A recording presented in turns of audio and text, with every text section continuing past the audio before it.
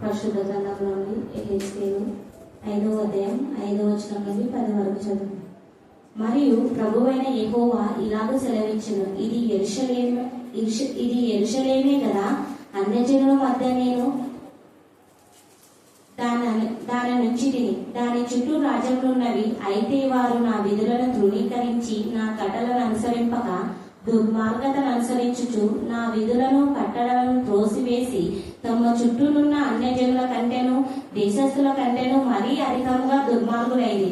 కాబట్టి ప్రభువైన యెహోవా ఇలాగ సెలవిచ్చుచున్నాడు, నా కట్టలను అనుసరింపకయు నా విధులను గైకొనయు నుండు వారై మీ చుట్టూనున్న అన్యజనులకు కలిగిన విధులనైనను అనుసరింపక మీరు మీ చుట్టూనున్న దేశస్థుల కంటే మరీ అధికముగా కఠిన హృదయులైతిరి.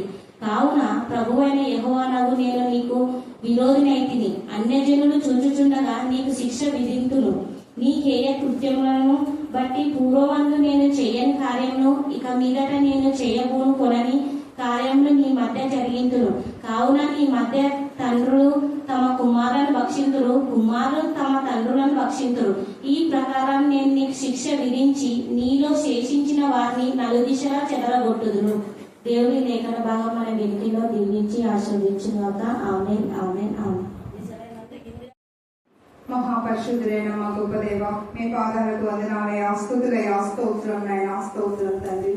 అయ్యా మహిమగల దేవ, ప్రభావంగల దేవ, శక్తివంతుడైన దేవ, మీకే వందనాలు, స్తుతులు, స్తోత్రాలు ప్రభా, స్తోత్రం తండ్రి. అయ్యా మీరు ఆశ్చర్యకరుడు, ఆలోచనకర్త, నీతులకు తండ్రి, సమాధానకర్త అయిన దేవా, మీకు వందనాలు, స్తుతులు, స్తోత్రాలు ప్రభా, స్తోత్రం తండ్రి. అయ్యా తండ్రి గత మాసం అంతా నా తండ్రి, అయ్యా జులై మాసం అంతయు ప్రభా మీరు రెక్కల చాట భద్రపరుచుకుని దేవా, అయ్యా తండ్రి ఆగస్టు మాసం నా తండ్రి మొదటి రోజు మొదటి శుక్రవారం దినమందు నా దేవా, అయ్యా నిన్ను ఆరాధించడానికి నా ప్రభా, నీ తండ్రి కరుణాపీఠంలో చేరి నా ప్రభా, అయ్యా నిన్ను స్తుతించడానికి, నిన్ను గణపరచడానికి, అయ్యా నిన్ను సేవించడానికి ఇచ్చిన ఈ సమయాన్ని బట్టి మీకు వందనాలు, స్తుతులు, స్తోత్రాలు ప్రభా, స్తోత్రం దేవా, మీకే స్తోత్రం తండ్రి. అయ్యా ఇంతవరకు నా ప్రభా పాటల ద్వారా నా తండ్రి ఆరాధించడానికి ఇచ్చిన సమయాన్ని బట్టి మీకు వందనాలు, స్తుతులు, స్తోత్రాలు ప్రభా. అలాగే వాక్యం ద్వారా కూడా ప్రభా అయ్యా తండ్రి మీరు మహిమ పొంది ఉంటున్నారని ప్రార్థిస్తున్నాం దేవా. అందుని బట్టి మీకు వందనాలు, స్తుతులు, స్తోత్రాలు ప్రభా. అయ్యా తండ్రి, అయ్యా ప్రభా కరుణాపీఠంలో మినిస్ట్రీస్ లో నా తండ్రి ఉంటున్న ప్రతి ఒక్క బిడ్డ ప్రభా ప్రార్థన విన్నపాన్ని తండ్రి అయ్యా విన్ని అయ్యా తండ్రి ఆ ప్రార్థన అంతటిని సాక్ష్యంగా మారుస్తున్న గొప్ప దేవ, మీకు వందనాలు, స్తుతులు, స్తోత్రాలు ప్రభా, స్తోత్రం తండ్రి. అయ్యా ప్రభా సలోమును బట్టి మీకు వేల కొలది కోట్ల కొలది వందనాలు, స్తుతులు, స్తోత్రాలు ప్రభా.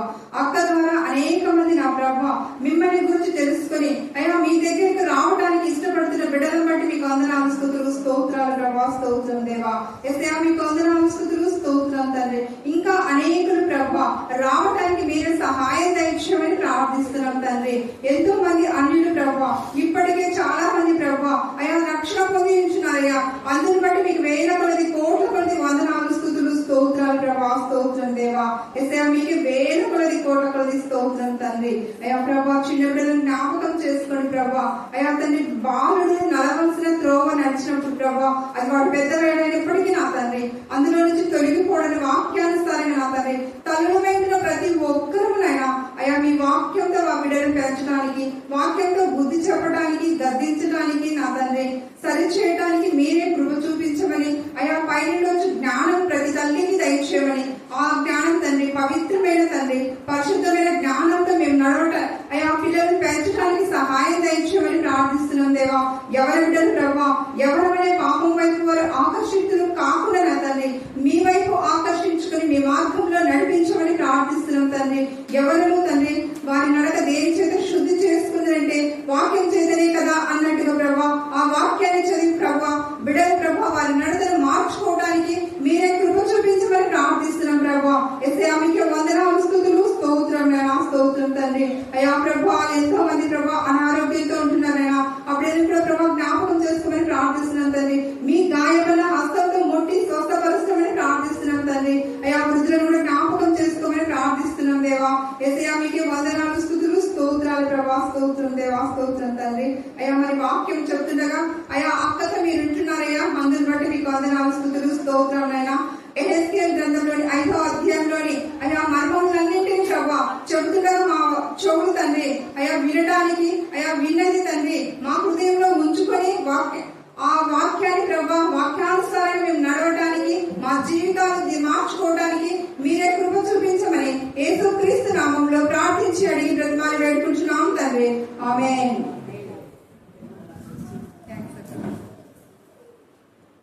యెహెజ్కేలు 5వ అధ్యాయము 5వ వచనం నుంచి 10 వచనాల దాకా మనం ధ్యానం చేసుకుంటున్నాం. ఈ యొక్క లేఖన భాగంలో ప్రత్యేకంగా యెహెజ్కేలు పరిశుద్ధాత్మ ద్వారా దేవుడు ఏదైతే ఆయనతో చెప్పాడో అదే ఇక్కడ రాస్తూ ఉన్నాడు. దేవుడు చెప్పినటువంటి విషయాలు యాజ్ గా రాయడానికి యెహెజ్కేలు ఎంత తపన, ఎంత బాధ, ఎంత వేదన పన్నాడో మనకు తెలుసు. ఈరోజు మన ధ్యాన అంశం ఏంటంటే ఇంతగా బాధపడినటువంటి యెహెజ్కేలు అక్కడ ఇశ్రాయేలీయులందరూ కూడా దుర్మార్గ పనులు చేస్తూ పైగా యెహెజ్కేలు పైన నేరారోపణ చేసి నింద వేసి యెహెజ్కేలు అవమానపరిచినారు. ఇంకా దేవుడికి బాగా పట్టలేనంత కోపం వచ్చేస్తుంది. అందుకే దుర్మార్గులకు దేవుడే ఏమేనంటే విరోధి అన్నాడు. ఏమంటే చెప్పండి, మళ్ళీ దుర్మార్గులకు ఎవరు విరోధి? దేవుడు విరోధి అయితే భక్తులు ఎలా ఉంటాయి? అదే 5వ అధ్యాయంలో తేటగా 5వ అధ్యాయం చదివినాము అంటే గుండెలు పగిలై దుర్మార్గ పనులు ఆన్ ద స్పాట్ విడిచిపెడతారు. అయితే మరి విడిచిపెడుతున్నాము ఇంకా అలాగనే కంటిన్యూ చేస్తున్నాము అనేది మైక్ ద్వారా వాక్యం వినేవాళ్ళు, యూట్యూబ్ లో వాక్యం వినేవాళ్ళు ఆత్మ పరిశీలన చేసుకోవాలి. ఎప్పుడే కానీ వాక్యం వింటున్నప్పుడు కేవలం ఇక్కడికి వచ్చిన వాళ్ళకు మాత్రమే కాదు వాక్యము కొన్ని వందల మందికి, వేల మందికి, లక్షల మందితో దేవుడు మాట్లాడతాడు. అంటే మీరు విన్న వాక్యం మీరు మళ్ళీ అనేకతో షేర్ చేసుకుంటుంటారు. అలాగే వాట్సాప్ లో విన్న వాక్యం కూడా చాలా మంది షేర్ చేసుకుంటుంటారు వేరే వాళ్ళతో. దాంతో చెప్తారు అక్క పలానా వాళ్ళకి వాక్యం పంపించినప్పుడు వాళ్ళతో దేవుడు నేరుగా శుద్ధిగా మాట్లాడినాడంట అని అంటుంటారు. మరి మాట్లాడినప్పుడు బ్రతుకులు మార్చుకున్నారమ్మా అని నేను అడుగుతా. అదే మార్చుకోవాలని ప్రయత్నిస్తున్నాము, ప్రే చేయమని చెప్పండి మేడంను అని మరి చెప్తాను. హల్లెలూయా, హల్లెలూయా. ఎందుకంటే కొంతమందికి కొన్ని విషయాల్లో దేవుడు ప్రేరేపణించి ఇలాగే ఇది చెయ్యండి అని చెప్తాననుకో, చెయ్యరు వాళ్ళు. చెయ్యనప్పుడు ఎంత భయంకరంగా రోదంలోకి వెళ్ళిపోతారు.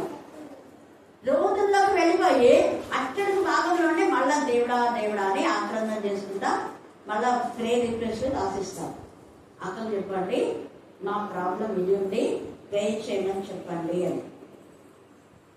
ఎందుకంటే మీ మధ్యనే ఒక సహోదరుడు బాగా ఉన్నతంగా చదివినప్పుడు నేను ఒక ప్రపోజల్ తీసుకొచ్చిన. అంటే చెప్పినాను నాకు తీసుకురమ్మని, అక్క మంచి ప్రపోజల్స్ మీకైతే బాగా ఆత్మీయం తెలుసు కదా, ఒక ప్రపోజల్ ఎవరైనా చెప్పండి అంటే సర్లే అని చెప్పి నేను తీసుకొచ్చిన.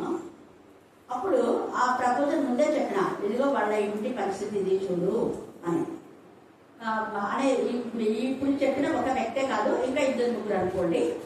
వాళ్ళు చెప్పినప్పుడు ముందుగానే ఈ చదివింది ఆ పాప ఎంఏ బీఈడీ చదివింది, లేకపోతే ఆ పాప వాళ్ళ నాన్న లేడు, లేదా ఆ పాప జాబ్ లేదు, వాళ్ళ ఒక్కతే ఉంది, ఇంకా మిగతా వాళ్ళకంతా పెళ్లి లేదు, ఇంటి పరిస్థితులు అంతా చెప్పేసిన తర్వాత మీరు ఓకే అయితేనే నేను ఆ పాపను పిలిపిస్తాను అంట. సరే అంటారు.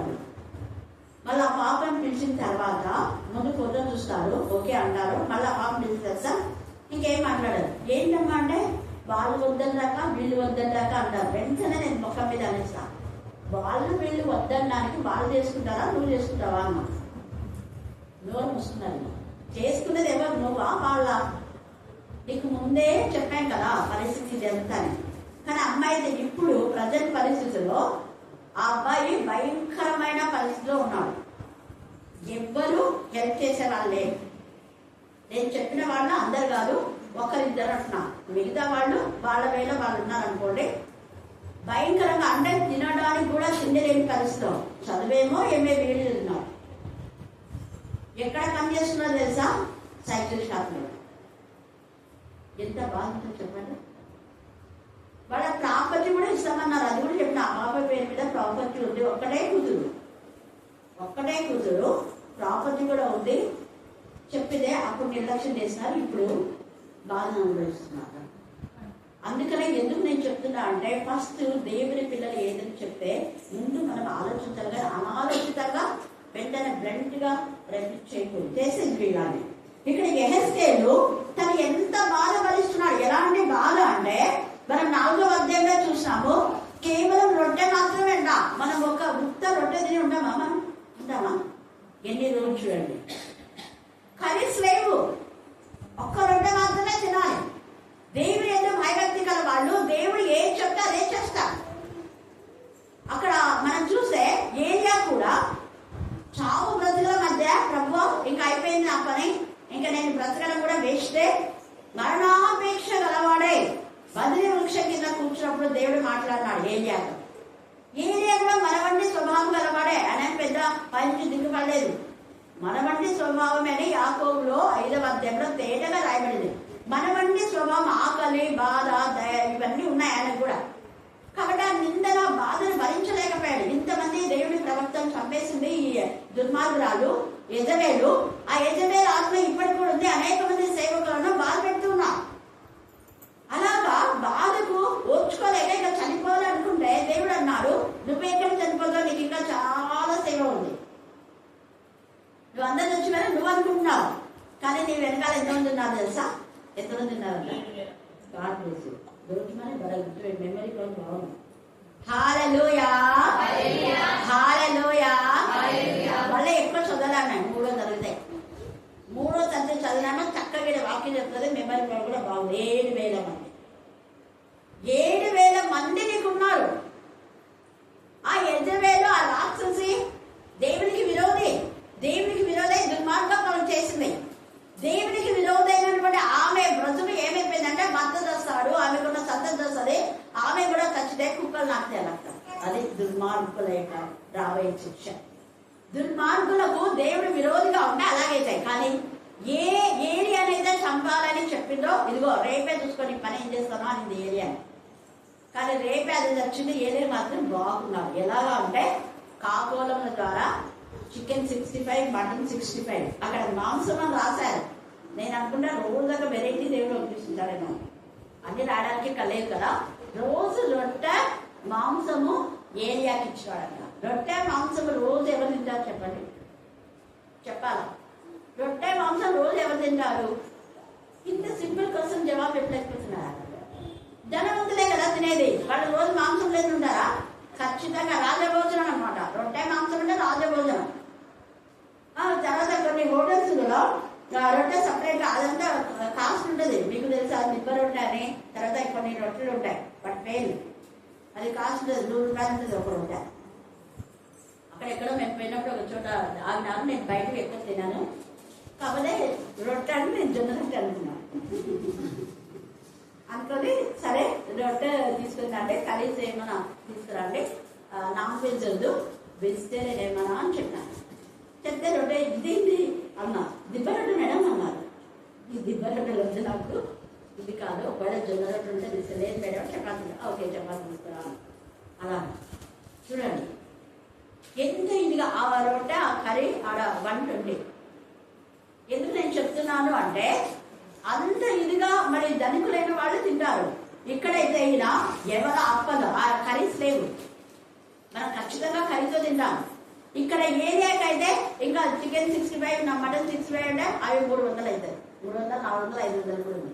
హల్లెలూయా, హల్లెలూయా. మరి అంత ఆయన వండుకోలేదు, ఆయన చేయలేదు, కానీ దేవుడు అద్భుత రీతిగా తెచ్చాడు ఫస్ట్ లో. మళ్ళీ తర్వాత ఏమైపోయిందంటే అప్పటికి రొట్టె ఉంది, మాంసం ఉంది, నీళ్లు ఉన్నాయి. మళ్ళీ ఏమైపోయినాయి? నీళ్ళు అయిపోయినాయి. నీళ్ళు లేకుండా మనం ఉంటామా? మళ్ళా అక్కడి నుంచి ప్రయాణం అయింది. చూడండి దేవుడు ఏం చెప్తా చేస్తున్నాడు. ప్రభా అపవిత్రమైంది, కాకి వేస్తే కాకి నోట ఉంది, నేను తినాలా? కాకింగులు అంటారు కదా ప్రభా, వేరే వాళ్ళు తినిందే తినడానికి కాకింగులు అంటారు, మరి నేను అపవిత్రమైన దాన్ని తినాలా అనలేదు. దేవుడు పవిత్రపరిచినాడు. దేవుడు కాకి నోటిని పవిత్రపరిచి ఆ ఆహారం తీసుకున్నాడు. మారు మాట చెప్పకుండా తిన్నాడు. ఇక్కడన్నా యెహెజ్కేలు, ప్రభా నేను అపవిత్రమైన వాళ్ళని కాదు కదా, అపవిత్రత ఉందని ఎప్పుడు చేయలేదే, బాల్యం నుంచి నేను ఎంత పరిశుద్ధంగా నీకు తెలిసేదేవా అంటే అవునే తెలుసులే, కాబట్టే గోమలంతో నువ్వు రొట్టె చేసుకో అన్నా. నుగ్గులతో రొట్టె చేసుకొని ఎవరి రొట్టెలు ఇవన్నీ రొట్టెనే, మళ్ళీ కర్రీస్ లేవు. కొలత చొప్పున నీళ్ళు తాగాలి, ఎక్కువ దాహమైనా కూడా తాగుతుంది. దేవుడు ఎంత కొలతనే కొల ప్రకారమే. రొట్టె ఎంత అంటే అంతనే. అవి రెండు పుల్ల మూడు పుల్ల అంటే 2 పుల్ల 3 పుట్టినాయి, ఒక రొట్టె అంటే ఒక రొట్టె. ఎంత ఇదిగా చూడండి. అక్కడ అన్నాడు 16వ వచనం, 4వ అధ్యాయం 16వ వచనంలో, నరపుత్రుడా ఇదిగో యెరూషలేములో రొట్టెయను ఆధారములు నేను లేకుండా చేసినందున వారు తూనిక ప్రకారంగా బహు చింతతో రొట్టెనే ఉంది. ఇంకా మరి కలిసావు, రొట్టె భుజింతురు, నీళ్లు కొల చొప్పున తాగుచు విస్మయం పొందుతురు. ఎందుకంటే అక్కడ యెహెజ్కేలు చేసే పని వాళ్ళకి తెలిసి కూడా పశ్చాత్తాపడ్డారు. ఇదిగో మీ దోషముల శిక్ష నేను భరిస్తున్నా, మీరు చేసిన పాపానికి దేవుడి మీద ఇచ్చిన శిక్ష, కానీ ఎవరో ఒకరు భరించాలి కాబట్టి నేను భరిస్తున్నా అంటే అందరు ఖేదం చేస్తు. ముగ్గులతోనే రొట్టె తింటావా, నువ్వు లేవీడవు కదా, నువ్వు పవిత్రుడు కదా, ఎన్ని మాటలు అన్ని మాట్లాడాలి. యాదేవుడు చెప్పినాడు నీకు, మనం కూడా ఇట్లా అంటాం కదా, యాదేవుడు మాకు చెప్పలేదు, యాదేవుడు ఎంత హేళన చేసినాడు, కానీ అన్ని భరించాడు. అక్కడ ఆ తర్వాత ఏమైపోయిందంటే కనీసం ఏం లేవు. తర్వాత ఇప్పుడు ఏమైపోయింది, ఉన్న రొట్టె కూడా చేసినాడు శ్యామను. అక్కడ ఏమి లేకపోతే ఆయన కూడా లేదు కదా, ఆయన కూడా రొట్టె అనే ఆధారంలో దేవుడు తీసేస్తున్నాడు. ఇక్కడ ఏరియాకు మొదట మాంసము రొట్టె నీళ్లు ఉన్నాయి. ఆ తర్వాత సారేపల్లు విధవరాల దగ్గరికి పోయినప్పుడు 17వ అధ్యాయంలో మనం చూస్తే అక్కడ ఏముంది అంటే, సారేపల్లు విధవరాలని ఏమడిగినాడు ప్రవక్త? మాంసం అన్నాడా? ఆడ కొట్టి రొట్టెని ఆమె అనేది ఏం లేదు, కరువు, భయంకరమైన కరువు, భయంకరమైన కరువు ఉంది బాబు గారు. దేశంలో కొంచెమే పిండి ఉంది, ఆ కొంచెం పిండితో నేను నా యొక్క మరి కుమారుడు లేదా మనమడేమో మేము చేసుకొని తిని చనిపోవాలి. ఇక్కడ చనిపోతాం, ఎంతవరకు అంతవరకే బతుకుతాం. చాలా మంది చచ్చిపోతున్నారు అక్కడ, అర్థం చాలా మంది చనిపోతున్నారు. ఇక మేము ఇవి చేసుకొని తిని చనిపోవాలని అనుకున్నాము అంటే సర్లేమా, చిన్నదే మళ్ళీ పెద్దది కూడా కాదు, చిన్న రొట్టె ఆయన కడుపు నిండదు తెలుసు, కానీ దాంట్లోనే చనిపిస్తున్నాడు. మన వంటి స్వభావం కలవాడే ఏరియా, మన వంటి ఆకలిప్పుడు ఆయనకు కూడా ఉన్నాయి. కానీ దేవుని మాటను బట్టి సాధుపద విధవరాల దగ్గరికి వెళ్ళాలంటే ఎక్కడికి వెళ్ళబట్టి అక్కడ వెళ్తున్నాడు. అక్కడ ఒకటే అప్పమే తిన్నాడు ఆయన, ఇక్కడనేమో రొట్టె మాంసం నీళ్ళుంది, అక్కడ నీళ్ళు కూడా లేవేమో, మరి ఉన్నాయో లేదు తెలియదు, అక్కడ రాయబడ్డా, కానీ రొట్టె ఒక్కటే ఓర్చుకున్నాడు. అందుకనే ఏలియా ప్రార్థన బహు బలం కలిగిన ప్రార్థన. వర్షం రమ్మంటే వచ్చింది, వర్షం ఆగమంటే ఆగిపోయింది. హల్లెలూయా, హల్లెలూయా, హల్లెలూయా. కారణం ఏంటంటే దేవుని పైన ఏలియా ఆధారపడినాడు, దేవుని పైన యెహెజ్కేలు ఆధారపడినాడు. దేవుడు చెప్పినట్టుగా యాక్సిస్ గా చేయాలని వాళ్ళు డిసైడ్ అయిపోయారు. దుర్మార్గ పనులు చేస్తున్న ఈ ప్రజలకు బుద్ధి చెప్పడానికి వాళ్ళ వంతుగా వాళ్ళు ఇవన్నీ భరిస్తున్నారు. ఏలియా అక్కడ భరించాడు, ఇక్కడ తర్వాత యెహెజ్కేలు భరిస్తున్నాడు. ఇర్మియా కూడా ఎన్ని బాధలు భరించాడు. చెరసాల్లో ఉన్నాడు, రోజుకు ఒక అప్పమే ఇచ్చారు, రోజుకు కొంత ఒక పూటనే అన్నం పెట్టే పరిస్థితి కూడా వచ్చింది. ఇర్మియా చెంప దెబ్బలు కొట్టారు, జిగడగల భూమిలో వేశారు కదా, మా బురదలో కొన్ని రోజులున్నాడు. తర్వాత ఆ బురదలో ఆసరకు కంతో ఆసరకు అంటే ఆ బురద ఎలా అంటే కిందికి దిగిపోయేది లేదు, ఒక కాలు తీసి కాలు కోరుకోవద్దు. అలాంటి సమయంలో దేవుడు ఇర్మియాని బయటికి తీసుకొచ్చిన ఎన్ని బాధలు భరించాడు. మనకు అంత లేదు, అంత లేనప్పుడు మన దుర్మార్గం విడిచిపెట్టి దేవుడికి ఇష్టంగా. కానీ దుర్మార్గం వల్ల అన్నీ కంటిన్యూ చేస్తే ఎంత ఉగ్రత అని ఇక్కడ యెహెజ్కేలుతో చెప్తున్నాడు. 5వ వచనం చదవండి. యెహెజ్కేలు 5:5. మరియు ప్రభువైన యెహోవా ఇలాగ సెలవిచ్చెను అంటున్నాడు, ఇది యెరూషలేమే కదా, అన్ని జనుల మధ్య నేను దానిని ఉంచి, అన్ని జనుల మధ్యలో యెరూషలేము ఉంది. అన్ని జనుల మధ్యలో నువ్వు ఉన్న నీ పరిశుద్ధత నువ్వు కాపాడుకోవాలి. అన్ని జనులు వచ్చి మన ప్రాంతంకి వచ్చి మన ప్రాంతంలో ఒక గుడిని కడతామంటే ఎలా వాళ్ళకి ఆలోచన వచ్చింది? ఎలా ఆలోచించింది చెప్పండి. అసలు మన ప్రాంతంలో గుడి కట్టాలన్న ఆలోచన వాళ్ళకి ఎందుకు వచ్చింది? త్వరగా చెప్పాలి.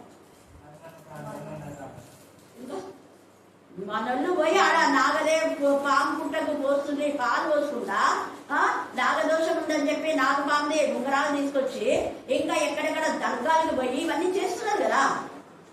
పెళ్ళిళ్ళు అయితే మళ్ళీ చర్చికి వస్తారు, వాక్యం చెప్తారు, వాక్యం చెప్తారు. పిల్లలకు పెళ్ళి అయితే ఆషాఢ మాంసాలు అంటారు. ఉందే వాక్యంలో ఆషాఢ మాంసంలో మళ్ళీ ఇక్కడికి వచ్చి పెట్టుకుంటారు, పాలు వస్తే పిల్లలు అవుతారు, లేకుంటే కాదు. ఇంకా డాక్టర్లు ఎందుకు, దేవుడు ఎందుకు, వాక్యం ఎందుకు, మళ్ళీ డాక్టర్ దగ్గరికి పోతున్నారు. నేను అంటాను డాక్టర్ దగ్గరికి ఎందుకు, మళ్ళీ నా దగ్గరికి వస్తాను. నేను ఎందుకు ప్రాణం చేయాలా? ఆ కామేశ్వరతో దేవుడు కామేశ్వరతో ఆడపోయి రోజు పోయి ఆన్లైన్ మొక్కల మీద ప్రాణం చేయాలి. మా ఇంటికి వచ్చి మొక్కల మీద ప్రాణం నూనె పట్టుకొని వస్తారు మళ్ళీ ప్రాణం చేయక. ఈ నూనె ఎందుకు? ఆడ పాము దగ్గర పెడితే అది ఆశ్రమిస్తుంది కదా, పడగతో కొడుతుంది, మూత తీసిపెట్టు పడగతో కొడుతుంది, బాగుంటుంది. ఎంత అవివేకం! దుర్మార్గం పనులు. దేవుడికి కోపం రాదా? మన దేవుడి మందిరంలో పోయి మన పాటలు చప్పలు కొట్టండి. ఆరాధన ఏం ఆరాధన? పాముల దగ్గర పోయి ఆరాధన. ఏం ఆరాధన? పాముల దగ్గర పెళ్లిగా ఏం ఆరాధన? చూడండి. అందుకని ఇక్కడ యెరూషలేము అక్కడ ఇక్కడ అన్ని జనుల మధ్యనే కదా ఉంచుకుని దాని చుట్టూ రాజ్యములున్నవి. అయితే వారు నా విధులను ఉన్నాయి. గూడు చుట్టూ ఎన్ని ఉన్నాయి పల్లెలు. కానీ నిజంగా కొన్ని పల్లెలు అంటే కోలికలు జూలకళ్ళు ఎంత నిష్టగా ఉందో నిర్వహించున్నారు. ఇక్కడ చేసే పనులు వాళ్ళు చేయరండి. గూడూరుకు అనుబంధ సంఘాలు అవి. చెప్పాలనుకుంటే పిల్ల సంఘాలు. గూడూరు నుంచి పుట్టిన సంఘాలే కోలికలు. నానప్పుడు అక్కడంతా కూడా భయంకరమైన కూలికొండు, నరహంతకులు, వ్యభిచారాలు అంతా ఉండేటువంటి కోలికల్లో అప్పుడు 30 మందితో సంఘం ఏర్పాటు చేస్తే ఇప్పుడు ఎంత బాగా జరుగుతుంది అసలు. మొన్ననే బ్రాహ్మణ అంటే మా అన్న శాబ్దాన్ని చేస్తారంట, వచ్చింది. కోరికలకు రమ్మన్నారమ్మా, కోరుతున్నాను అని చెప్పిపోయి ఇప్పుడు మన బాగున్నాడు వచ్చిందే శాంతాన్ని చూసినావా? చెప్పినా నేను. భయంకరమైనటువంటి ఆ మృగాల నుంచి విడుదల పొందినటువంటి మాంత్రిక నుంచి విడుదల పొందిన మా పిల్లోడున్న యేసురాజు. కావాలంటే నేను తీసుకుపోతాడు చూడు, మళ్ళా నీ బస్సు ఎక్కిమంటే ఎక్కిస్తాడు, యేసురాజు అని చెప్పు అని చెప్పినాను. సంతోషపడింది. అక్క మూలికల నుంచి వస్తున్నారు అక్కడ ఏస్. ఎంత నమ్మకమైన బట్ట అక్కడ సంఘంలో ఏ సాధనే పెట్టుకుని నేను ఆదివారం రావమంటే అన్న నువ్వు ఎక్కడికి పోకూడదు, నువ్వు ఇక్కడ వీడియో తీయాల్సింది అని. మన పిల్లలు నమ్మకత్వాన్ని దేవుడు సంఘాలు చూస్తున్నాయి. ఇక్కడ నుంచి పోయిన పిల్లల సంఘము దేవుడికి మహిమకరంగా. జూలకలు కూడా పిల్లలు నాతో కొంతమంది ఫోన్ చేసి అన్నారు, మొన్ననే మా స్టూడెంట్ వచ్చి రాజు అని. అక్కడ పిల్లలకు ఫీజు కట్టడానికి లేని పరిస్థితులు అంతా వలసపోయినారు. వాళ్ళకి ఫోన్ చేస్తే మేము కట్టము, మీరు కూడా పులిగా కొను అని పెట్టినారు. మేడం ఇలా చెప్తున్నారంటే ఏం చేయాలో నాకు అర్థం కాదు. వెంటనే ఒక 7 నుండి 8 వింటున్నారు. అందరికి ఫీజు కట్టేసి ఇప్పటికి పిల్లలు కలుసుకున్నాను. మొన్ననే చెప్పినా చిన్నారు ఇక్కడికి వచ్చి కూడా తీసుకొని మళ్ళీ నాకు ఫ్రూట్స్ అక్కడ మేడం పెద్ద స్వీట్ బాక్స్ తీసుకోవాలంటే అవన్నీ పిల్లలు దానికి ఫ్రూట్స్ అయితే తీసుకోవాలంటే యాపిల్స్ తీసుకొచ్చినాం. ఆ రోజు నిజంగా ఆ పిల్లోడు అదే అంటున్నాడు, ఆ రోజు మేడం కట్టకపోతే మా బ్రతులే. కానీ ఆ అబ్బాయి మంచి ఇంజనీర్. తర్వాత ఇంకొకరు డాక్టర్ పెంచుకొని వాళ్ళు శాంతిరాజు. ఇంకొక పాప బిఎస్సీ నర్సింగ్ జాబ్ హోల్డర్. ఇంకా కొంతమంది ఒక 4 గురించి తెలుసు, మిగతా 3 ఏదో చెప్పారు. ఉన్నత చదివే వాళ్ళు కూడా. ఎందుకు నేను చెప్తున్నానంటే దేవుడు తన పిల్లలకు జగత్తు పునాది వేయబడకుండా ప్రణాళిక ఏర్పాటు చేసుకొని ఒకవేళ ప్రతికూల పరిస్థితుల్లో దేవుడు అనుకూలింపజేస్తాడు. హల్లెలూయా హల్లెలూయా. అక్కడ మహాకరువు వచ్చింది, రొట్టెలే లేవు. కానీ ఆ విధురాలకు దేవుడు అవుతుంది. ఎవరో ఒకరు ద్వారా నీకు హెల్పింగ్ దేవుడు చేస్తాడు ఖచ్చితంగా. తన పిల్లలు ఎప్పుడో తన పిల్లల్లో ఆకలితో అలమటించే పరిస్థితి దేవుడు తీసుకున్నాడు. అంతేగా దేవుడు యెరూషలేము వాళ్లకు మేలు చేస్తే ఐగుప్తు దాసం నుంచి చీకట్లో నుంచి భయంకరమైన కరువులో వాళ్ళు తినక నీళ్లు తాగడానికి కూడా నీళ్లు తాగుతుంటే ఆ యొక్క నిజంగా ఇశ్రాయేలుని ఐగుప్తులు కాల్చడంతా చిప్పలో కొన్ని నీళ్లు తాగుతూ ఉంటాడు. తాగుతుంటే పని చేయకుండా ఇప్పుడు నీళ్ళు వచ్చి తాగుతున్నావా, మీకు ఎప్పుడు నీచరో అప్పుడే తాగాలని చెప్పి కాలుతో తాగాడు. మీరు 10 కమాండ్మెంట్స్ మూవ్స్ చూస్తే దాంట్లో ఉంది. ఆ నీళ్ళన్నీ కింద పడుతుంది. ఎంత నీచవత నుంచి అట్లాంటి పరిస్థితుల్లో నుంచి దేవుడు తీసుకొచ్చి సమృద్ధి అయిన పండు నుంచి నీళ్ళనిచ్చి తారుతైన ప్రవహించే దేశంలోకి ప్రవహింపచేస్తే వీళ్ళు విశ్వాస ఘాతుకులై ఏం చేస్తున్నారంటే దేవుడి విధులను ధృవీకరించు. ఎంత ఈ మధ్యాహ్న కాలంలో దేవుడు చేసిన మేళను మర్చిపోయి మనం కూడా దేవుని బిడ్డలు కానీ దేవుని వాక్యం కానీ దేవుని కట్టడము విధులను ఆజ్ఞలను న్యాయ పద్ధతులను ధృవీకరిస్తున్నామేమో. భయంకరమైన ఉంటుంది.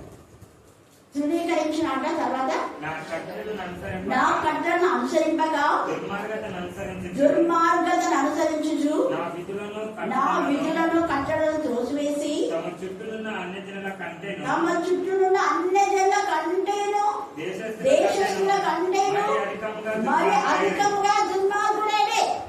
మరి ఇక్కడ ఉన్న చుట్టుపక్కల ఉన్న పల్లెల కంటే మనం దుర్మార్గులమైనామని దేవుడు ఇదే మాట చెప్తే ఆ రోజు తీర్పు దినమని చెప్తారు. మీ నుంచి పైన సంఘాలే కదా, అవి బాగున్నాయి, అవి మంచిగా ఆత్మీయంగా ఎదుగుతున్నాయి. కానీ మీరు ఎలా ఉన్నారు అని అడిగితే మన ప్రశ్న గురించి బాగుందా? చూడండి తర్వాత చదువు. కాబట్టి ప్రభువు యెహోవా ఇలాగ సెలవిచ్చుచున్నాడు, నా కట్టడలను అనుసరింపకయు నా విధులను గైకొనకయు నుండి వారై మీ చుట్టూనున్న అన్ని జనులకు కలిగి ఉన్న విధులనైనను అనుసరింపక మీరు మీ చుట్టూనున్న దేశస్తుల కంటే మరి అధికంగా కఠిన హృదయాలు. చూసారా, చుట్టుపక్కల పట్టణాలు ఉన్నాయి కదా, వాటికంటే మరి కఠినం లేదు. ఇంత పెద్ద చర్చ్ ఉంది. అప్పుడు ఎందుకు అంటే అంత పెద్ద చర్చ్ వేరే చుట్టుపక్కల లేదు. అన్ని ఫెసిలిటీస్ దేవుడు ఇస్తే, ఇక్కడ కోర్టు ఉండింది, ఇక్కడ తర్వాత జైలు ఉండింది, జైలు ఉండింది, ఇక్కడ ట్రెజరీ కూడా ఇక్కడనే కోడిమల్ వాళ్ళు వచ్చి అంత సరిగా బస్ స్టాండ్ లేదు.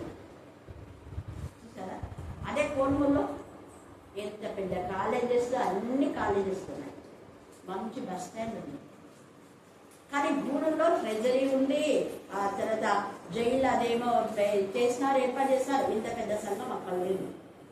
కోడిమూరులో అందరు మన కోడిమూరుకే వెళ్ళాలి. మన ఏదో స్టాంప్ అంటే ఇక్కడ కూడా ఉంది, మన ఏమో లేదన్నారు. కోడిమూరు చిన్న వాడికి కోడిమూరు. చూడండి మన బ్రతుకులు ఎలా ఉన్నాయి. కారణం ఒకటే, దేవుడిని సేవించవలసిందిగా సేవించకపోతే, ఆరాధించవలసిందిగా ఆరాధించకపోతే, అన్ని జనుల యొక్క కట్టడలు మనం అనుసరిస్తే మనకు వచ్చేది ఇదే బ్రతుకు. చాలా మంది వెల్సెటెడ్, మీరు అది ఫ్యాకల్టీ చూస్తే అందరు చదువుకున్న వాళ్ళు అక్కడ చాలా మంది ఉద్యోగస్తులు. నాన్న అక్కడ బాగా ఎక్కువ పనిచేయలేదు. నేను ఒకసారి పోయినప్పుడు వెంటనే వాళ్ళు అన్నారన్నమాట, ఎవరు మేడం మీరు ఏములు అంటే, నేను నాన్న చేసిన కాబట్టి వెంటనే గుర్తొస్తలేదు. వృద్ధులు టీచర్స్ కూడా ఇద్దరు ముగ్గురు వచ్చినారు ఇక్కడ నా దగ్గర, వృద్ధాప్యంలో ఉన్నారు. మీ నాన్న అప్పుడు మాకు బ్యాప్టిజం ఇచ్చి పెళ్లి చేసినారమ్మా, మా పిల్లలందరూ ఫారిన్లో ఉన్నారు అని చెప్పినారు. ప్యారెంట్స్ కానీ పేరు మనకు తెలియదు, చాలా ఒక 20 సంవత్సరాలు. అప్పుడు మళ్ళీ రమ్మంటే 2 సార్లు పిలిచినాం ప్యారెంట్స్. హల్లెలూయా హల్లెలూయా. అక్కడ అంటున్నారు అందరు చదువుకున్న వాళ్ళండి. ఏంటి అన్ని చాలా ఉన్నాయండి, అందరు చదువుకున్నారు. ఏం రైట్స్ మేడం, నేను కళ్ళ పోయినారా అంటున్నా అన్న. వీళ్ళంతా కళ్ళ పోయినారంటే లేదు మేడం, అంతా ఇవ్వలేస్తే చూడండి. ఏదో కొంతమంది మాత్రమే అనుకుంటాను. చిన్నది బ్యాలెన్స్. గూడూరుకి అది కూడా అనుబంధమే అర్థం. 18 సంఘాలు ఉండేవి, అన్ని పోయాయి. మనం దేవుని యొక్క కట్టడల విధులను అనుసరించాలి. ఈ యొక్క విధులను అనుసరించకపోతే కఠిన హృదయులైనారు వాళ్ళు. అంటే పాపంను మార్చుకోకుండా, పాపం నుంచి విడుదల పొందకుండా, పాపం మీద పాపం సమకూర్చుకొని దేవునికి విరోధంగా, దేవుని బిడ్డలకు విరోధంగా కఠిన హృదయాలే మాట్లాడుతున్నాం. దేవుడు ఒప్పుకుంటాడంట. అందుకే అంటాడు కఠిన హృదయాలని. మార్పు లేదు వాళ్ళకు. దేవుడి పిల్లలు టచ్ చేయదు. వాళ్ళు టచ్ చేస్తే నా కనుగొలు ముట్టివానుగా మీరు చేస్తారని దేవుడు చెప్పిన వాక్యం తెలిసి కూడా చేసే కఠిన హృదయాలకు దేవుడు ఏమిస్తున్నాడు శిక్ష. కావున ప్రభు అయిన యెహోవానగు నేను నీకంటే ఎవరు దుర్మార్గం పనులు చేస్తారో బాధ. ఒకవేళ పట్టణమంతా చేస్తే పట్టణానికి అంటాడు, నీకు అంటాడు, మళ్ళీ మీకు అంటాడు. నీకు విరోధిని అంటాడు. అన్య జనులు చూచుచుండగా నీకు శిక్ష విధించును. అన్య జనుల మధ్య శిక్ష ఏంటి అంటే, అన్య జనులు అనేక మంది మంచిగా వాళ్ళ యొక్క జీవితాల్లో ఒకరిని ఆశించకుండా, డబ్బులు ఎగ్గొట్టే నేచర్ లేకుండా, ఒకరికి దుర్మార్గం చేయకుండా మంచుకున్నారు. అన్య జనుల కంటే నీతిగా ఇక్కడున్న వాళ్ళే తెలుసుకున్నారు. అవి ఎన్ని కావాలో అన్ని తెలుసుకున్నాం. చెప్పేది ఎందుకు? ఫలాని వాళ్ళు ఇది ఎవరు పని చేసింది అంటే హరిజన వాడతాం, ఎస్సీ కాలని వాడతాం. ఇది ఏబిఎం కాలం ఇది. ఏబిఎం కాల్ చేసి మళ్ళీ పేపర్లు వస్తుంది అది సిగ్గు లేకుండా. నేను అదే అంట, ఎక్కడుంది, ఎవరు చెప్పినారు మీకు ఎస్సీ కాలనీ? ఇక్కడంతా మిషనరీస్ వచ్చి ఇది ఏబిఎం కాలమని పెట్టి ఎంత పెద్ద సంఘాన్ని కట్టించి వాళ్ళు 50 ఎకరాలు మీకు ఇస్తే మీకు రోషం లేదా? ఇక్కడ ఎహెస్కేల్కు రోషం వచ్చింది. ఎహెస్కేల్కు రోషం వచ్చింది కాబట్టి ఈ ప్రజలు బాగుపడతారేమని ఇంత బాధలు భరిస్తున్నాడు. ఇర్మియాకు రోషం వచ్చింది, ఏలియాకు రోషం వచ్చింది. ఏలియా అన్నాడు, ప్రభా నేను నీకోసమే రోషం గల వాడినే బ్రతికాను ప్రభా. అందరం చనిపోయినారు. దీనిలో ఏలియా చాలా మంది ఉన్నారు. ఇంకా నీ పక్షం 7,000 మంది నీకు సపోర్ట్గా ఉన్నావు. నువ్వు చాలా మంది శిష్యులను తయారు చేయాలి. నీలాగే శిష్యుడు ఒకటి తయారు చేయబడ్డాడు. అప్పుడే చేస్తారంటే ఇట్లా అన్నాడు. ఓ అక్కడున్నట్టుడు 12 అరకల ఎద్దులు పెట్టుకొని దున్నున్నాడు. పెద్ద రిచ్ ఫ్యామిలీ ల్యాండ్. ఆయన దగ్గరికి పో, నేనేం చేస్తా నీకు అంతా చెప్తానన్నాడు. ఊరికే పిలిచేసరికి దైవజనుడు చూస్తే దైవజనుల అప్పుల్లో వాళ్ళ యొక్క అదే ముఖాన్ని చూస్తేనే వీళ్ళు దైవజనులు ఆగి ఉండేవాళ్ళు. వెంటనే అమ్మ వీళ్ళు దైవజనులు అనేసి ఆ 12 అరకల ఎడ్లను వదిలేసి దైవజనులు వచ్చి దానిలో ఒకటి గొత్తెల గోల అంట. అంటే మీకైతే బాగా తెలిసింది అది పొలం వేయ ఆ గొత్తెల గోలని కట్ చేసి ఆ పొయ్యి అంటించి వంట చేసి పెట్టినాను. ఆ 12 ఎద్దులో ఒకటి వదిలించాను. మనం చేస్తే మా దైవజనులు ఇచ్చినట్టు కొందరు చేస్తారు, కొందరు చేస్తారు, చేసే వాళ్ళు ఉన్నాం. హల్లెలూయా, హల్లెలూయా, హల్లెలూయా. మనకి ఏది ఇష్టమైనా నిన్నటి దిన అంటే ఎప్పటి నుంచో వాళ్ళు చెప్తున్నారు. నా దగ్గర నంబర్ పోయింది, డాక్టర్ సుజాత, బడల్పూర్ సుజాత. ఆమె నంబర్ ఇప్పుడు కొత్త సెల్ కాబట్టి లేదు. అరుణక్క నంబర్ ఉంది. అక్కకు నేను మెసేజ్ పంపిస్తున్నా. ఆ పాప చూసి మళ్ళీ తర్వాత నా ఫీడ్ చేసుకొని నాకు తనది పెట్టింది అనమాట వాట్సాప్లో. వెంటనే నాకు సంతోషమైంది. సుజాత నీ నంబర్ లేదమ్మా అంటే ఏంటి అంటే అనేసి అప్పుడు సార్ అమ్మ ప్రేమ్ తీసుకోవాలా, చాలా రోజులు అయింది కదా, చాలా రోజులు కాదు సంవత్సరం పక్కన అయిపోతుంది, ఒకసారి వచ్చి ప్రేమ్ తీసుకో పాప కోసం అంటే సరేక నేను వస్తానని ఉన్న పాటన ఎవరికి వాళ్ళ కూతురు కూడా కూతురు ఆల్రెడీ డ్యూటీకి పోయింది. అక్కకు మాత్రం చెప్పిన అప్పుడప్పుడే మేము నిన్న పోయాం. నేను చెప్పింది కదా, నేను కృష్ణమైన ఇంద్ర పైన ఆన్ ద స్పాట్ వాళ్ళకి ఇష్టమైనవని తెచ్చుకుని ఉంటారు. మీకు పోతే నేను తనకి ఇచ్చినారు, వాళ్ళు నాకు ఇద్దరు ఇచ్చినారు. కాస్ట్లీ శారీస్ వాళ్ళకి ఇష్టమని తెచ్చుకున్నాయి. నేను అంటున్నా వద్దు, నేను ఇంకోసారి వస్తా, ఈసారి చెప్పొస్తా, అప్పుడు కావాలంటే తీసుకెళ్ళినంటే కూడా ఒక్కలేదు. ఒప్పుదాకా లేదు, వచ్చేదే ఎప్పుడోసారి వస్తావు అనేది. చూడండి ఎందుకు నేను చెప్తా, ఇవి చిన్న చిన్నవి ఎక్కడైతే ఏసుకెళ్ళి ఎంత బాధపరచం. దైవజనుడు అంటే భయం లేకుండా తెలుసుకున్నాను. దైవజనుడు మన దగ్గర ఉండి ప్రాణం చేస్తే కూడా నిర్లక్ష్యం. ఎంతో మంది రమ్మని కోరుతున్నా కూడా పోలేని పరిస్థితులు. నేను అన్నా మళ్ళీ రామ్మ మళ్ళీ ఒక 2 నెలలకు 3 నెలలకు అంటే మాకు కష్టంగా చెప్పలేను అన్నాను. ఇంకా వెళ్ళని ఊళ్ళకు వెళ్ళాలి, వెళ్ళని ఇళ్ళకు వెళ్ళాలి నేను అన్నా. అక్క కూడా సేవకురాలే, అక్కడ ఫ్యాకల్టీ పాస్టర్లకు ఆమె ప్రీచర్. మన వాడు పాస్టర్ సర్టిఫికేట్ కూడా ఉండదు, దేవుని పిలుపు ఉండదు. ఎంత గర్వంతో వీళ్ళకి ఇస్తారు దైవజనుడు. వాళ్ళు దైవజనుడు కాదు. వాళ్ళు దైవజనుడు అయితే ఎలాగ ఉండాలో దేవుడు ఇలాగ చెప్తున్నారు. ఏస్కేల్ లాగా ఉండాలి, ఇర్మియా లాగా ఉండాలి, ఏలియా లాగా ఉండాలి. ఏలియాకి ఎంతమంది సపోర్ట్ ఉన్నారు, 7,000 మంది. ఇక్కడ చూస్తే శిష్యుడు వెంటనే పరిచయకు వచ్చాడు. హల్లెలూయా, హల్లెలూయా, హల్లెలూయా. అది దేవుని పిల్లల యొక్క లక్షణం అంటే ఎంత భారము బాధ్యత వహించి అప్పుడు దేవునికి అందుకనే కోపం లేసి అన్ని చెడులు చూచుచుండగా నీకు శిక్ష విధించును, నీకు ఏ ఏ కృత్యములను బట్టి పూర్వమందు నేను చేయు కార్యమును అది పూర్వమందు ఎంత బాధ్యత చూడ. పూర్వమందు నేను చేయని కార్యములు ఎన్నో విషయాలు మీకు తెలుసు, కానీ ఎప్పుడూ చెయ్యని మీ మీద చూసుకో. ఇంత చెప్పినా కూడా వాళ్ళకి మార్పు వచ్చిందా? వెంటనే సాగిన పడి ప్రభా క్షమించాలి. కానీ లేదు వీళ్ళ ఇంత చెప్పినా కూడా చేయని కార్యం నేను చేస్తాను చూడు అంటున్నాడు. కావున నీ మధ్య ఎలాంటి కార్యం అంట, తండ్రులు తమ కుమారులను తింటారంట. బాగుందా ఇది? కానీ ఇప్పటికి కూడా కొన్ని చోట్ల ఉంది, మీకు తెలియదు. కొన్ని చోట్ల చెల్లెల్ని కట్ చేసి వాళ్ళను వండుకొని తిన్నారు. నీచాతి నీచమైనది. ముగ్గురు నలుగురు అన్నదమ్ములు. వాళ్ళ చెల్లెలికి వాళ్ళ చెల్లెలి అన్నలు పొలం పనులు బాగా చేస్తున్నారని చెప్పేసి మీకు తెలిసి అన్నింటిలో వచ్చింది. పొలం పనులు చేస్తున్నారు. అమ్మ క్యారెట్ ఇచ్చి రమ్మని దగ్గర పాపం చెల్లెలు వెళ్తే ఆ చెల్లెలి యొక్క మరి ఆమెను వంట చేసుకుంటున్నాను నుంచి ఎంత బాధ. అప్పుడు జరిగేవే దేవుడు చెప్పారు. ఇంకా కొంతమంది వంట చేసుకుని తిన్నారు, కట్ చేసి ముక్కలు చేసి అక్కడక్కడ పార్సల్ చేసుకున్నారు. అది కూడా ఉంది న్యాయాధిపతులలో. న్యాయాధిపతుల్లో ఒక బెన్యామీయుడు తన ఉపపత్తిని తీసుకొని పోతే ఆమె పాటు చేసి చచ్చిపోయేలా చేస్తే అతను 12 ముక్కలు చేసి ఇస్రాయల్ 12 గోత్రాలకు పంపించి ఎవరిది చేశారో వాళ్ళకు వెలివేయనట్టు వెలివేస్తారు. బెన్యామీనుడే. బెన్యామీను గోత్రము వెలివేయబడతారు. దాను గోత్రం కూడా వెలివేస్తారు.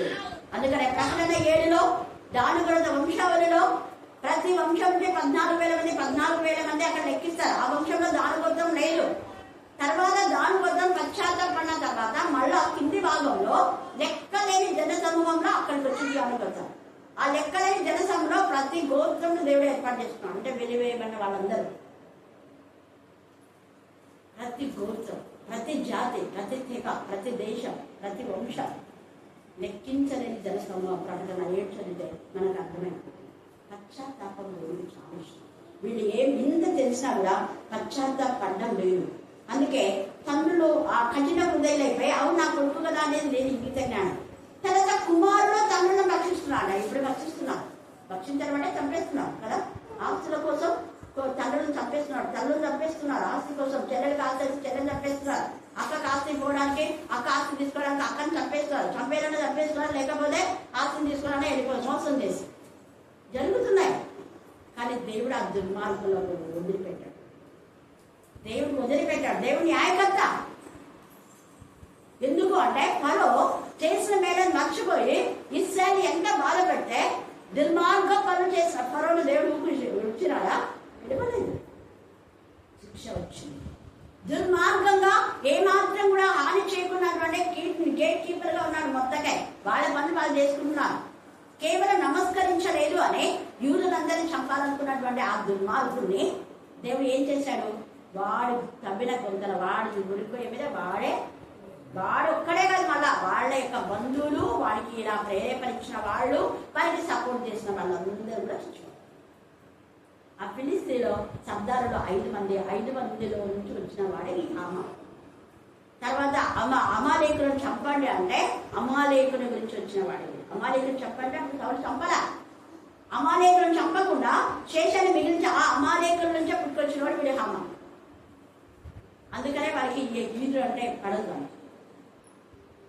కానీ దేవుడు ఇక్కడ ఎవరు అమాలేకులు మొత్తం చుట్టూ. హల్లెలూయా, హల్లెలూయా. అలాగే కింగ్ సౌలు కూడా ఎన్నిసార్లు చెప్పిన దావీదు, నాయన నువ్వు నాకు తల్లి లాంటి వాడివి, నీకెందుకు నేను ద్రోహం చేస్తాను, నువ్వు హ్యాపీగా నువ్వు ఎంతకాలం బ్రతుకుతావో అంతకాలం నీ యొక్క రాజ్యాన్ని ఏలు, కావాలంటే నువ్వు పోయిన తర్వాత కావాలైతే నేను రాజును అవుతాను, అంతవరకు నేను రాజ్యానికి రాను అని ఎన్నిసార్లు చెప్పినా వెళ్ళేది కింగ్ సౌలు. అల్లుల పైన దుర్మార్గపు ఆలోచన. 17 సార్లు ఈటను విసిరాడు. దావీదు చనిపోలే, దావీదు చంపాలనుకున్నాడు. ఏ ఈట విసిరాడో అదే ఈట పైన దుర్మార్గుడైన కింగ్ సౌలును దేవుడు హతమార్చాడు. హల్లెలూయా, హల్లెలూయా. దుర్మార్గం పని చేస్తే దేవుడు ఊరుకోడు. అభిషిక్తులైన వాళ్ళ పైన నేరారోపణ చేస్తే దేవుడు ఊరుకోడు.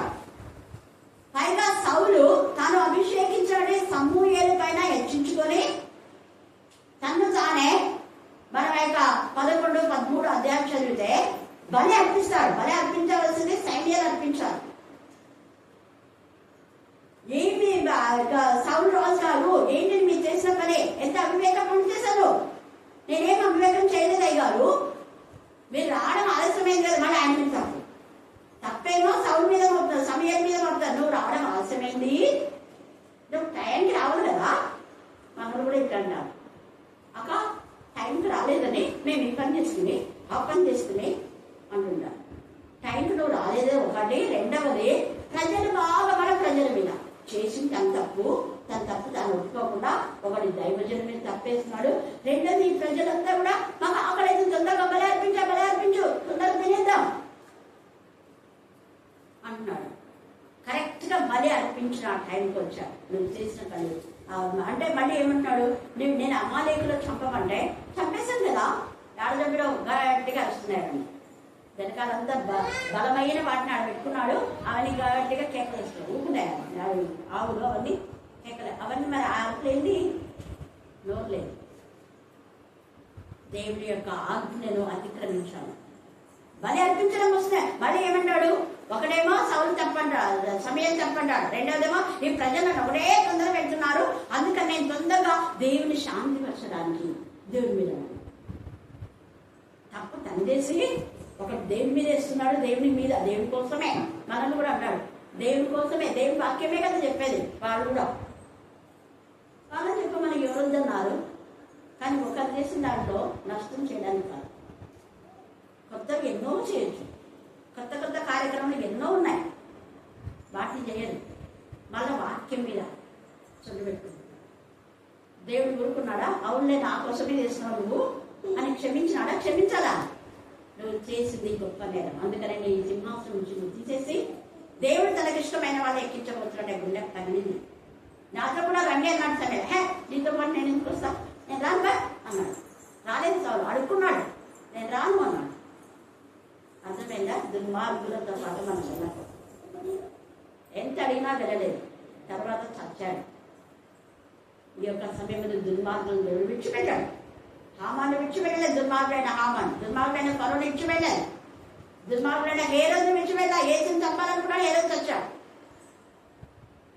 అలాగనే దుర్మార్గుడైన అబ్షాలోము తండ్రి పైననే చెడు ఆలోచన, చచ్చాడు. యెజబెలు చచ్చింది. దుర్మార్గులకు అంతా వచ్చేది ఇదే శిక్ష. ఈ మధ్యాహ్న కాలశంలో వాక్యం వింటున్నా మనం ఇంకా పాపంలో ఉంటున్నామేమో. కఠినం చేసుకుంటుంది హృదయాన్ని. అందుకని కఠిన హృదయలై వీళ్ళు అంటాడు, కఠిన హృదయలై చేస్తున్నారు ఇక్కడ. అందుకే ఈ విషయంలో దేవుడితో మాట్లాడుతున్నాడు. తర్వాత ఏమంటున్నాడట 11వ వచనం, నీ హేయ దేవతలన్నింటినీ పూజించి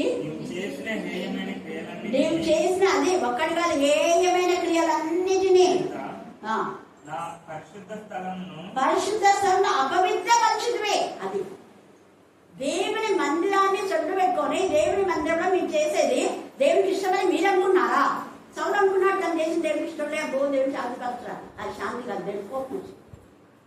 నేను సమృద్ధిని ఆరాధన చేసి నీకు దేవుడిని నేను మంచి పని చేస్తున్నా దేవుని కానీ నువ్వు అనుకుంటున్నావు.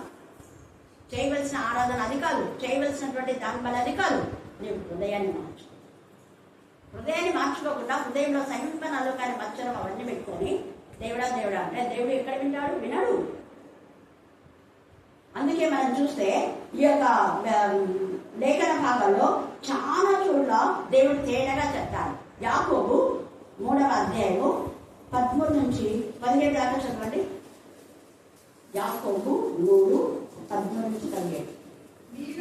నీలో జ్ఞాన వివేకములు కలవాడెవడు?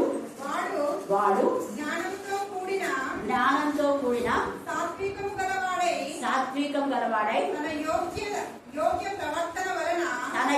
ప్రవర్తన వలన తన క్రియలను కనపరచవలెను. అయితే మీ హృదయములలో సహింపనలవి కానీ.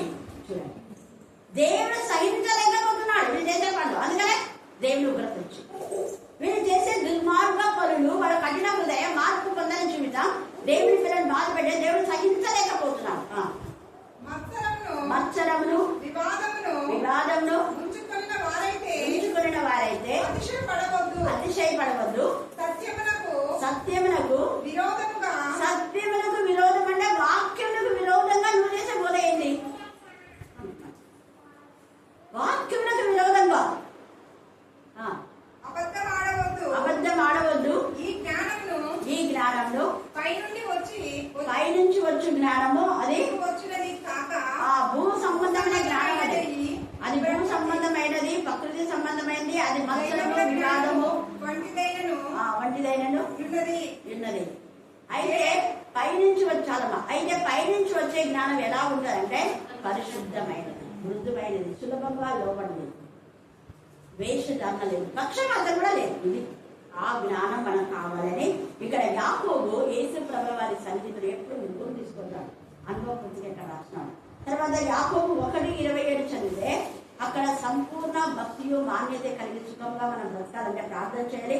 ఇక్కడ నిజమైన దైవ భక్తి ఏది అంటే దిక్కులేని పిల్లలను ఆదరించడం. అక్కడ ఉంది మీకు అంతా, మీకు అంతా కివ్వడదు, నేను నేర్చుకోమని చెప్పాను కాబట్టి నేర్చుకోండి. తర్వాత యాకోబు 5:16-17 చదవండి. మీ పాపములను ఒకరితో మీ పాపములు ఒకరితో ఒకరు ఏం చేయాలంట? ఒప్పుకొనడి. మీరు స్వస్థత పొందినట్లు ఒకరికొకరు ప్రార్థన చేయండి. ఒక్కరికొకరు ప్రార్థన చేయాలంటే మీరు ఎవరి దగ్గరికి పోద్దండి అంట. చూసారా? ఒక్కరికొకరు ప్రార్థన చేయాలంటే మేము లేమా? ఆటికి ఎందుకు వదులున్నారు? తప్పుడు కూడా అసూయ. చూడండి ఎంత చక్కగా ఒక్కరికొకరు మీరు ప్రార్థన చేసుకోండి. ఇంకా నీతిమంతుని విజ్ఞాపన మనసాక్షితో దేవుడు మాట్లాడతారు. నిజంగా నీలో నీతి ఉందా? నీతి ఉండేవాళ్ళు ఒకరిది ఆశించారు. నీ పొరుగు వాళ్ళు ఏది ఆశించదన్నారు అక్కడ రాస్తారు. దేవుని మందిరంలో ఆజ్ఞలన్నీ అది 24 గంటలు చూస్తుంది. దాని పక్కన నిలబడి వాక్యం చెప్తుంటారు. మళ్ళీ పొరుగు అంతే కావాలి. నీకు నీ బతుకులో కొత్తలు చేసుకునేది లేదు, ఉండదు. ఎవరో చేసిన దాన్ని చెడగొట్టి పొరుగు కట్టి ఎంత తేటగా ఇక్కడ మాట్లాడు. చదువు. బహు బలం కలదై ఉండును. ఏలియా కూడా అదే మన వంటి స్వభావం కలవాడే, మనుషుడే. ఆయన కూడా మనుషుడే, ఆయన దేవదూత కాదు, దేవుడు కాదు. వర్షింపకున్నట్లు ఆసక్తితో ప్రార్థన చేయగా, అదే ఆసక్తి ఉండాలా. ప్రార్థన దేవుడు మనం వినాలంటే విశ్వాసం ఉండాలా, విధేయత ఉండాలా, ప్రేమ ఉండాలా, పరిశుద్ధత ఉండాలా, ఆసక్తి ఉండాలి. అప్పుడు ప్రార్థన ఉండాలి. వెంటనే ఆన్ ద స్పాట్. లేకపోతే దారిలోనే నీ ప్రార్థన దేవుని దగ్గరికి ఇంకా వినబడక ముందే నీకు జవాబు ఇస్తుంది. On the way. దానియలు ఇంకా ప్రార్థన ఆమె చేసుకుంటేనే గాబ్రేలు వచ్చి నువ్వు దేవుడికి బహుప్రియుడు, నీ ప్రార్థన దేవుడు విన్నాడు. కొన్నేరు కూడా నీ ధర్మకార్యాలన్నీ దేవుడి దగ్గరికి చేరినాయి. ఎంత బాగుంది. కొన్నేరు ప్రార్థన దేవుడున్నాడు, దానియలు ప్రార్థన దేవుడున్నాడు, ఏలియా ప్రార్థన దేవుడు. మళ్ళాంటి స్వభావం వీళ్ళకి కూడా. మళ్ళీ వర్షం రావాలా ప్రభా, ఈ ప్రజలంతా నా మీద గొంగలు పడుతున్నారు. సరే నువ్వు అన్నావు కదా, నువ్వు చెప్పాను. నువ్వు రావద్దంటే నేను రాకుండా పోతాను. నువ్వు ఇవ్వమన్నా కదా నేను ఇస్తాను. ఎంత ప్రేమ!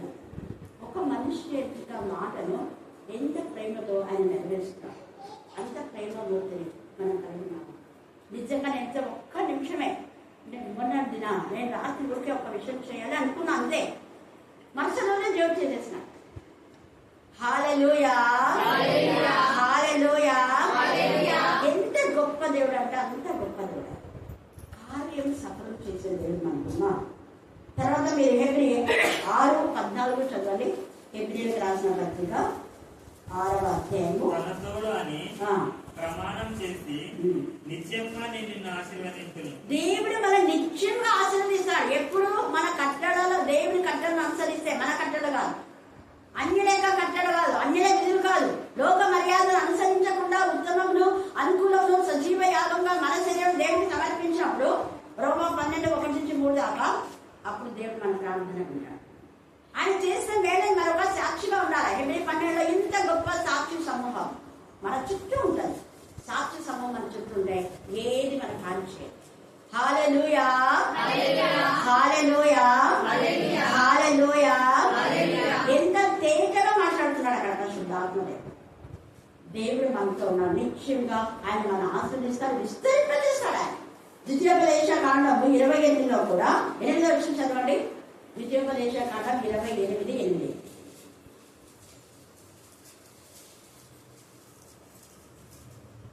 నీ కొట్లలోను మీరు చేయి ప్రయత్నములన్నిటిలోనూ నీకు దీవెన కలుగునట్లు దేవుడే ఆజ్ఞాపిస్తాడ. యోబేలు 2లో దేవుడు ఆజ్ఞాపిస్తే నీ పంటను ఏ పురుగులు అయితే పాటు చేసిన వాడికి ఆజ్ఞాపిస్తే ఇది నా పిల్లల యొక్క పొలం. ఏసే నామంలో వేసే విత్తనాలు, ఏసే రక్తం అక్కడ ప్రోక్షించబడింది. నువ్వు టచ్ చేయకూడదు అంటే గొంగళి పురుగులు ఏం చేయదు. ఫలాన్ని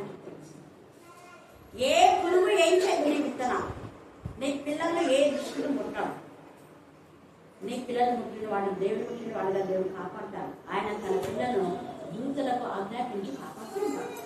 హల్లెలూయా, హల్లెలూయా. అలాగే మనం యెషయా 43:19 చదవండి. యెషయా 43:19.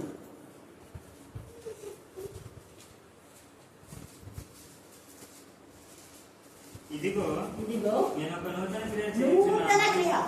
ఈ యొక్క మరి నెలలో ఆగస్టు మాసం కదా, జూలై మాసం అయిపోయింది.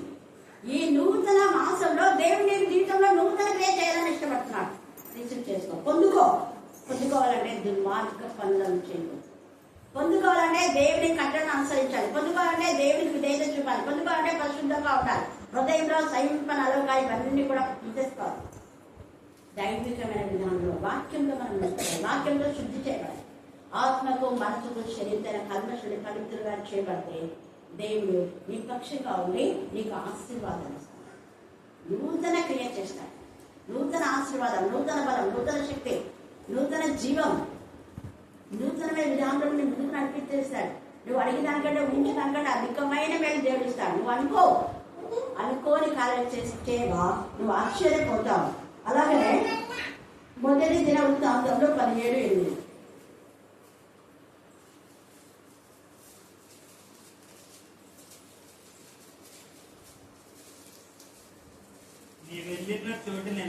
నీవు వెళ్ళిన చోటునెల్లా నీకు తోడుగా ఉండి నిన్ను ద్వేషించి వారిని నీ ముందర నిలవనీయక పారిపోయేలా చేస్తాడు దేవుడు. Thank God. ఇది నాకు ఒకప్పుడు ఇచ్చినాడు. హల్లెలూయా, హల్లెలూయా. దేవుడు చాలాసార్లు మాతో మాట్లాడుతుంటాడు. ఎవరు వాక్యంలో ఆటంకం వస్తే వాక్యాన్ని కంటిన్యూ చేయి. వాళ్ళు నీ ముందు నిలవకుండా ముక్కు గాలం వేసి 7 మార్గాలు కూడా పోయేలా చేస్తా. వాళ్ళ బతుకులంతా బయట పెట్టేస్తా నేను. ఎస్, దేవుడు నాకు చెప్తున్నాడు. ఇర్మియాతో కూడా అదే చెప్పాడు. ఏసై కూడా అన్నాడు, వాడు పుట్టకపోతే బాగా పుట్టాడు కాబట్టి వాడికి అంతే. వారి యొక్క పాపము ఇనుప తొగలతో రాయబడి వజ్రములతో నిజమైంది క్షమించడానికి కాదు. వాక్యములకు విరోధంగా చేస్తే, పరిశుద్ధాత్మకు విరోధంగా చేస్తే క్షమాపణ ఇక్కడ లేదు అక్కడ లేదు. వాక్యాలు తెలిసి పాపం చేస్తారు. ఎట్లా క్షమిస్తాడు దేవుడు? క్షమించాలని పాపం. అలాగే మీరు తర్వాత యాకోబు 4:8-10 చదువుకోండి. ఇర్మియా 1:19 వారితో యుద్ధం చేస్తారు కానీ జయం పొందారు. ఈ ఆగస్టు మాసంలో నీతో యుద్ధం చేసేవారు అభావులు ఉంటారు, కనపడదు. వాళ్ళు నీకు విజయం ఇస్తారు. చదువు, ఇది ఒక్కటి చదువు. వారు నీ ఇంటి పక్కన వాళ్ళు, నీ ఇంట్లో వాళ్ళు, నీ వాళ్ళు ఎవరైనా వాళ్ళు నీతో యుద్ధం చేయదు కానీ నిన్ను విడిపించుటకు నేను నీకు తోడైందును వారు నీ పైన విజయం పొందజాలరు. అది దేవుడు తోడుగా ఉండి వాళ్ళు నీ పైన విజయం పొందజాలరు. ఇదే దేవుడు వాక్యం. ఈ ఆగస్టు మాసంలో దేవుడు మనకు విజయం అంటే విజయం ఇస్తాడు. అయితే మనం మాత్రం దుర్మార్గ పనులు విడిచిపెడితే దేవుడు మనం ఎక్కడుంటే అక్కడ ఆయన వచ్చి మనం ఆశీర్వదిస్తాడు. అందుకే ఇక్కడ కరువు, ఇక్కడ 12వ వచనంలో యెహెజ్కేలు దగ్గరికి మనం వస్తే 12వ వచనం, కరువు వచ్చి ఉండగా నీలో 3వ భాగం తెగులు చేత మరణం. తెగులు చేత ఎందుకు వస్తున్నారంటే దేవుడికి విరోధంగా. తర్వాత ఏమంటాడు? 3వ భాగం ఖడ్గం చేత, 3వ భాగం కత్తి చేత. చూడండి, మిగతా వాళ్ళు నేను కత్తి చూసి మిగిలిన భాగం 4 దిశలా చెదరించి తగ్గదు. కారణం యెహెజ్కేలు అక్కడేమో ఆ చొక్కా తీసేసి ఆయన కుడివైపే పండుకున్నాడు, ఒకవైపు ఎడమ వైపు 390 నిమిషాలు. మళ్ళా 40 రోజులు యూదుల కోసం ఇంత బాధ భరించినాడు.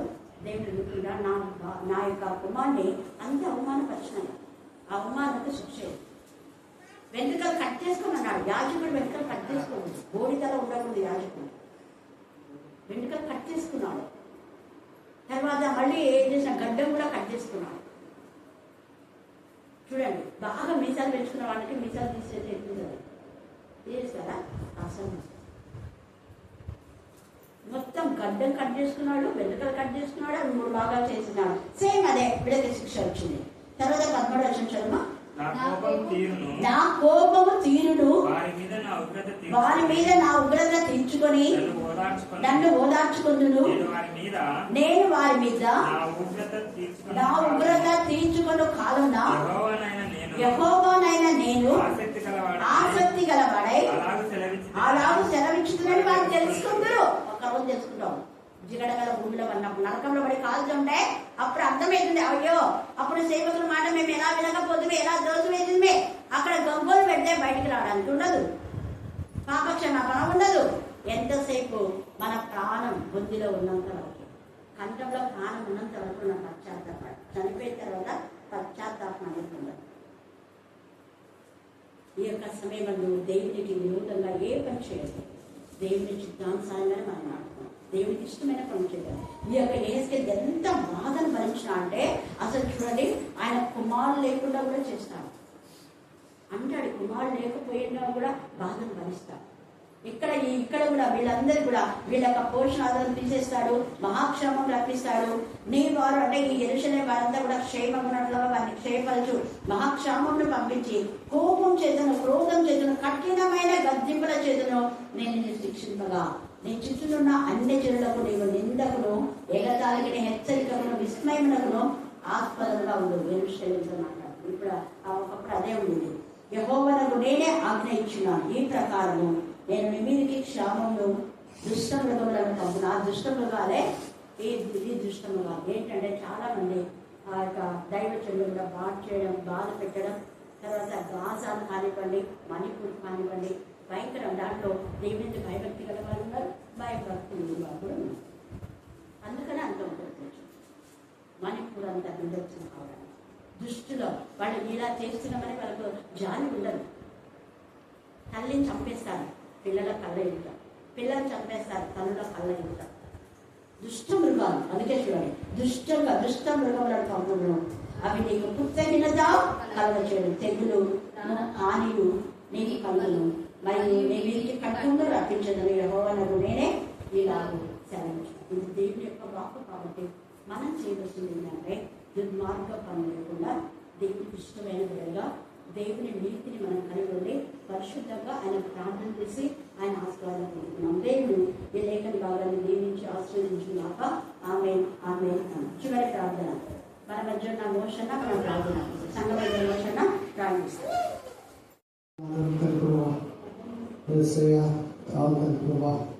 నువ్వు మాత్రమే పాపాన్ని తీసేసే దేవుడు తండ్రి ప్రభావ, నువ్వు తప్పనిస్తే లోకంలో ఏ దేవుడు లేడు కూడా తండ్రి ప్రభా. ఈరోజు తండ్రి ప్రభా నీతో మాట్లాడుతున్నానంటే నువ్వు తండ్రి ప్రభా నన్ను తండ్రి ప్రభా వేసేయ తండ్రి తండ్రి వచ్చిన ప్రతి ఒక్కరి ప్రభా కుటుంబాలను సంకాపరించుకో ప్రభా. ఏ కుటుంబంతో శాంతి సమాధానం లేదు ప్రభా, కుటుంబాలలో శాంతి సమాధానం కలిగజేసే దేవుడు నువ్వు తండ్రి ప్రభా. నాన్న కోరికలు చేసిన ప్రార్థన తండ్రి ప్రభా, నాన్న తండ్రి ప్రభా మాలోన ప్రభా నేను ఏదైనా పాపం దాగి ఉంటే ప్రభు ప్రార్థన మీ దేవుడు కాదు తండ్రి ప్రభా. యేసయ్య మాలో అవుతుంది ప్రభా. ఎందుకంటే తండ్రి ప్రభా నేను పరిశుద్ధుడు తండ్రి ప్రభా. తండ్రి మీ నాగని తండ్రి పరిశుద్ధంగా జీవించమని దయచేయాలని బాగుంటుంది ప్రభా. మాలో తండ్రి ప్రభా కలవరం లేకుండా ప్రభా నేను నెమ్మది కలిగి ప్రభావ నీకు ఇష్టమైన జీవితం జీవించబాగా దయచే ప్రభా. తండ్రి దినములు కొద్దిగానే ఉన్నాయి తండ్రి ప్రభా, నేను కొద్ది దినాలలో ప్రభావ నీకు ఇష్టమైన జీవితం జీవించి తండ్రి అవుతుంది ప్రభా. కాలం అంటే ఏంటో తండ్రి ప్రభా, అక్కడ పోతేనే తెలుస్తుంది తండ్రి ప్రభా. తండ్రి భూమి లోకంలో తండ్రి ప్రభా అవుతుంది ప్రభా. నేను ఏ లక్ష్యం ఉంటే తండ్రి ప్రభా, నేను పుట్టకుండా ఉన్న నీడల ఎంతో నేను ఎంతగానో బాధపడిన దేవుడు ప్రభు నువ్వు. దేవా నా ప్రభు యెహోవా వందనా స్తోత్రం ప్రభు, స్తోత్రం ప్రభా. తండ్రి అవునా అక్కడికి శక్తిని మనం దయచే తండ్రి ప్రభా. పరిశుద్ధ ఆత్మతో మాట్లాడిన దేవుడు తండ్రి ప్రభా. అక్కతో అవును తండ్రి ప్రభా మాతో కూడా మాట్లాడు ప్రభా. తండ్రి నాన్న తండ్రి ప్రభా గొప్ప దేవ గొప్ప తండ్రి వచ్చిన వాళ్ళందరూ ప్రభు సంఖ్య ఆలోచించుకొని ఆకర్షించిన వాక్యం ప్రతి హృదయంలో పలించాలని తండ్రి నేను నాకు శక్తిని బలం దయచే ప్రభా. నేను నీ సన్నిధిలోనికి తండ్రి ప్రభా నేను సృష్టి